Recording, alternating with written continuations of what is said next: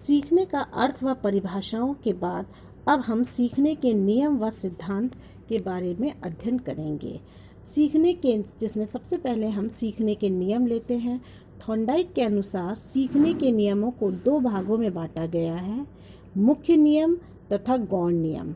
मुख्य नियम में जो है पहले तत्परता का नियम, फिर अभ्यास का नियम और फिर तीसरा है उसका प्रभाव का नियम। ऐसे ही गौण नियमों में पहला है बहुप्रतिक्रिया का नियम, दूसरा है मनोवृत्ति का नियम, तीसरा है आंशिक क्रिया का नियम, चौथा है आत्मीकरण का नियम और पांचवा है संबंधित परिवर्तन का नियम। अब हम एक एक नियम को विस्तृत पूर्वक अध्ययन करें। पहला है तत्परता का नियम।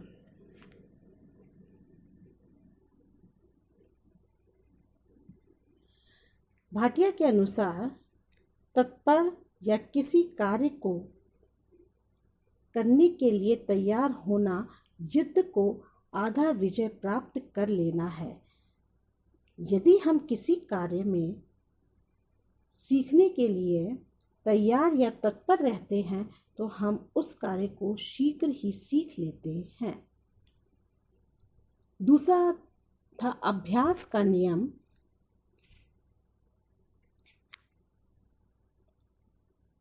जो कि लॉ ऑफ एक्सरसाइज, जिसमें रहीम का एक दोहा बिल्कुल सही सेट होता है। करत करत अभ्यास ते जड़मति होत सुजान, रसरी आवत जात ते सिर पर पड़त निशान। अर्थात अभ्यास करते रहने से मूर्ख भी विद्वान हो जाता है। ठीक वैसे ही कुएं की जगत पर बार बार रस्सी के आने जाने से कुएं पर निशान पड़ जाता है। उसी प्रकार क्रिया को बार बार दोहराने से वह दृढ़ हो जाती है। तीसरा था इसका प्रभाव का नियम, लॉ ऑफ इफेक्ट। हम उस कार्य को सीखना चाहते हैं जिसका परिणाम हमारे लिए हितकर होता है, जिससे हमें संतोष व सुख की प्राप्ति होती है। ऐसे ही अब हम गौण नियमों के बारे में अध्ययन करते हैं, जिसमें पहला है बहुप्रतिक्रिया का नियम, जिसको इंग्लिश में कहते हैं लॉ ऑफ मल्टीपल चॉइसेस या रिस्पॉन्सेस। इस नियम का अभिप्राय यह है कि जब कोई नया कार्य करना सीखते हैं तो उसके लिए हमें बहुत सी प्रतिक्रियाएं करनी पड़ती हैं, तभी हमको सफलता मिलती है। दूसरा है मनोवृत्ति का नियम, लॉ ऑफ एटीट्यूड।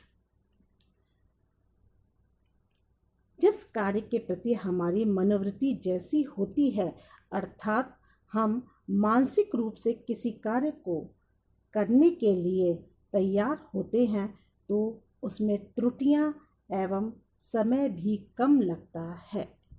तीसरा जो है आंशिक क्रिया का नियम, जिसको इंग्लिश में कहते हैं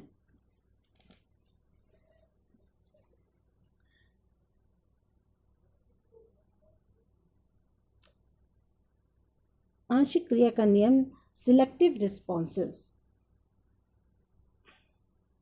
जिस कार्य को करना हम चाहते हैं उसको छोटे छोटे भागों में विभाजित कर लेते हैं। इस प्रकार का विभाजन कार्य को सरल और सुविधाजनक बना देता है। नेक्स्ट है आत्मीकरण का नियम, लॉ ऑफ एनालॉजी। हम नवीन ज्ञान को अपने पूर्व ज्ञान के साथ या स्थायी अंग बना लेते हैं। यही कारण है कि जब शिक्षक छात्र को कोई नई बात सिखाता है तब उसको पहले सीखी हुई बात से संबंधित कर लेता है। नेक्स्ट पॉइंट है संबंधित परिवर्तन का नियम, जिसको लॉ ऑफ एसोसिएटिंग शिफ्टिंग कहते हैं। पहले कभी की गई क्रिया को उसी के समान दूसरी परिस्थिति में उसी प्रकार करना लॉ ऑफ एसिमिलेशन कहलाता है। जैसे उदाहरण के लिए, माँ का बच्चा यदि मर जाता है तो उसकी वस्तुओं को उसी प्रकार से सीने में रखती है जिस प्रकार से वह बच्चों को लगाती थी। ये हो गए सीखने के नियम जो कि थॉर्नडाइक के अनुसार थे। अब थॉर्नडाइक का ही सिद्धांत हम लोग लेते हैं, जो कि थॉर्नडाइक का उद्दीपक अनुक्रिया सिद्धांत के नाम से जाना जाता है। थॉर्नडाइक स्टिमुलस रिस्पॉन्स थ्योरी के नाम से जाना जाता है।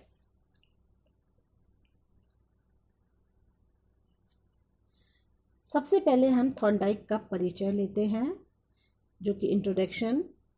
E.L. थॉर्नडाइक ने 1930 में प्रकाशित होने वाली अपनी पुस्तक शिक्षा मनोविज्ञान में सीखने का नवीन सिद्धांत प्रतिपादित किया। इस सिद्धांत को विभिन्न नामों से जाना जाता है। पहला है थॉर्नडाइक का संबंधवाद, दूसरा है संबंधवाद का सिद्धांत, तीसरा है उद्दीपक प्रतिक्रिया का सिद्धांत और चौथा है प्रयत्न एवं भूल का सिद्धांत। इसके बाद हम सिद्धांत का अर्थ लेते हैं। जब कोई व्यक्ति कोई नया कार्य सीखता है तो उसके सामने विशेष स्थिति या उद्दीपक होते हैं जो उसे एक विशेष प्रकार की प्रतिक्रिया करने के लिए प्रेरित करता है। इस प्रकार एक विशिष्ट उद्दीपक यानी कि स्टिमुलस का एक विशिष्ट प्रतिक्रिया यानी कि रिस्पॉन्स के साथ संबंध स्थापित हो जाता है, जिसको SR बॉन्ड थ्योरी के नाम से भी जाना जाता है। अब सिद्धांत की व्याख्या करते हैं। सीखना संबंध स्थापित करना है। संबंध स्थापित करने की क्रिया मनुष्य का मस्तिष्क करता है। थॉर्नडाइक की धारणा है कि सीखने की प्रक्रिया में शारीरिक व मानसिक क्रियाओं का विभिन्न मात्रा में संबंध होना आवश्यक होता है। इसके साथ अब हम इसका प्रयोग, जो कि थॉर्नडाइक ने अपना प्रयोग बिल्ली के ऊपर, एक भूखी बिल्ली के ऊपर किया था, वो लेते हैं। जैसा कि इस चित्र में भी दिखाया जा रहा है, थॉर्नडाइक ने एक भूखी बिल्ली को एक पिंजरे में बंद कर दिया। पिंजरे का दरवाज़ा एक खटके के दबने से खुलता था। उसके बाहर भोजन रख दिया गया। बिल्ली के लिए भोजन उद्दीपक यानी कि स्टिमुलस था। उद्दीपक के कारण उसमें प्रतिक्रिया यानी कि रिस्पॉन्सेस आरंभ हुई। उसने अनेक बार पिंजरे से बाहर आने की कोशिश की, अनेक प्रयत्न किए। संयोग से उसका पंजा खटके पर पड़ गया, फलस्वरूप वह दब गया और खुल गया। इस तरह से बिल्ली ने भोजन प्राप्त किया। थॉर्नडाइक ने इस प्रयोग को अनेक बार दोहराया। अंत में एक समय ऐसा आया जब बिल्ली कोई भी भूल ना करके सीधे खटके को दबाकर पिंजरे का दरवाज़ा खोल लेती थी और भोजन प्राप्त कर लेती थी। इस सिद्धांत का महत्व क्या है? मंद व बड़े बच्चों के लिए यह सिद्धांत बहुत ही उपयोगी है। दूसरा है, बालकों में धैर्य एवं परिश्रम का गुण विकसित होता है। तीसरा है, इसका अनुभवों से लाभ उठाने की क्षमता का विकास होता है। नेक्स्ट है, समस्या समाधान पर बल देता है यह सिद्धांत। और लास्ट पॉइंट है, लिखना पढ़ना आंशिक चीज़ों या गणित की चीज़ों सिद्धांतों को सीखने में यह सिद्धांत बहुत ही उपयोगी है। इस सिद्धांत के कुछ गुण हैं जो निम्न हैं। यह सिद्धांत उद्दीपक और प्रतिक्रिया के संबंध को सिखाने का आधारभूत कारण मानता है। नेक्स्ट, शिक्षा में प्रेरणा के महत्व को स्वीकार करता है।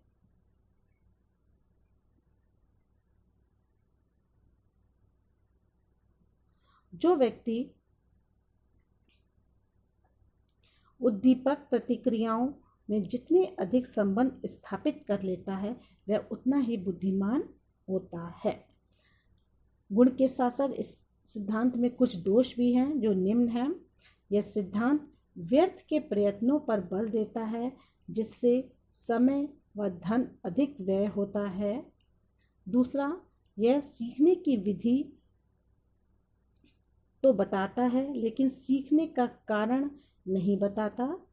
तीसरा, यह सिद्धांत सीखने की क्रिया को यांत्रिक बना देता है और मानव के विवेक, चिंतन आदि गुणों की अवहेलना करता है। अंत में यह निष्कर्ष निकलता है कि जो है इस सिद्धांत को पूर्ण स्वीकार नहीं किया गया, लेकिन और सिद्धांतों की रोशनी में इसे आज भी सुधारा जा रहा है।